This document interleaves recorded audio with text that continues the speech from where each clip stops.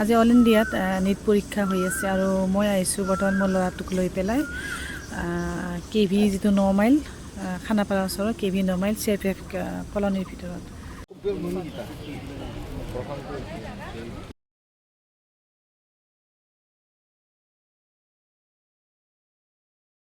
সকলোবোৰ পেৰেণ্টছৰ গল ভোকা বাচ্চা কাৰোবাৰ ল'ৰা কাৰোবাৰ ছোৱালী ভিতৰত গৈছে ন, কিমান এটা এক্সাইটেড আৰু কিমান এটা বেলেগ মুহূৰ্ত। আৰু চাওকচোন, কোনোবাই বছৰজোৰা পৰিশ্ৰম কৰি পেলাই আজি আহে, আজি কাৰ ভৱিষ্যত কি হয়, কাৰ কপাল কেনেকৈ হয় ন জনাব। সামান্য এটা ভুলৰ কাৰণে কিবা হৈ যায়। চাওকচোন পেৰেণ্টছবিলাক কেনেকৈ গঢ় ডিঙি শুকাইছে।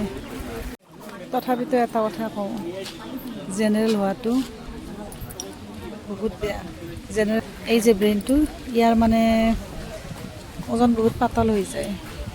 গতিকে জেনেৰেল নহয় পেলাই বেলেগ হ'লে সেই একে কষ্টৰে অতি সোনকালে পাই যায়, ইমান কষ্ট নকৰাকৈ পাই যায়। আৰু সেই গতিকে কৈছোঁ, আহবাৰ জেনেৰেল লৈ এই লগুণডাল লৈ পেলাই একো লাভ নাই।